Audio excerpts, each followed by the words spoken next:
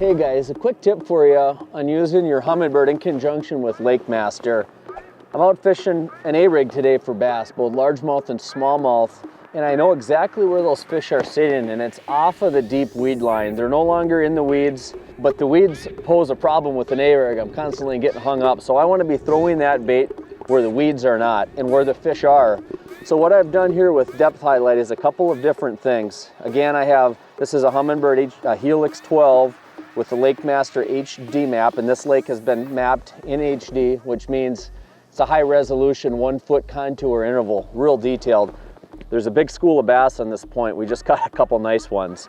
What I've done is I've set my shallow water highlight to go out to 18 feet. That's where the weeds stop and it goes to clean bottom. We've dove this stuff, we've ran underwater cameras down here, so we know where that deep weed line is. 18 foot, red marks that. Then what I've done is I've taken my depth highlight in green, basically where I want to place a cast. So what we've been doing is positioning our boat so we can make long parallel casts in the green. So right now I have a track line extension basically showing that direction, which is pretty much parallel to that break line.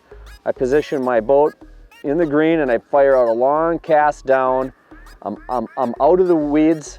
There's my weed line and I'm right in that sweet spot. Right now I have it highlighted from about 21 feet out to 34 feet. So that's just a way that I use both shallow water highlight and depth highlight to better visualize the spot that I'm fishing and to make precise casts to where I know the fish happen to be sitting. You can drive these spots using structure scan. That I commonly use that, set usually to about 60 feet, looking out to the left and right. I use down imaging and I use my conventional sonar before I even start fishing just to know the presence of the fish. But that's what we found out today. Now what I can do is take that same color pattern and go apply it to different spots throughout the lake.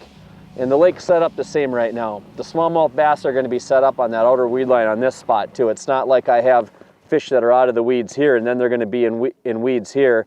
On a particular day where you find fish, usually you can run that same pattern throughout the lake. And I zoom out a little bit and I just go identify the next spot.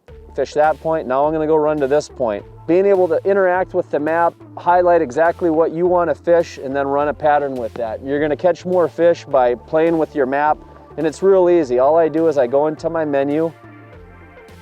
I got these different tabs on top. I'm going to go into chart, and then I'm going to go over to Humminbird chart, and I'm going to scroll down to shallow water highlight, play with that, set that to the depth I want. So let's just say my outer weed line was 15 feet and then the weed stopped.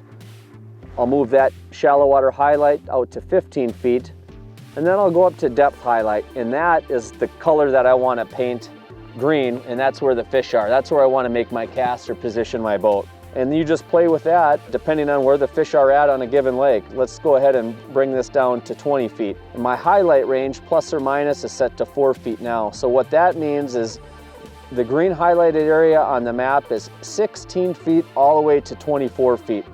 I can drop that highlight range to whatever I'd like. Let's just say I go to 0 feet. Now only 20 feet, the 1 foot contour interval that's represented by 20 feet is highlighted. So you just play with that depending on where the fish are at on any given day, and you're going to be able to run a lot more effective pattern. Less wasted time on the water, more fish in the boat.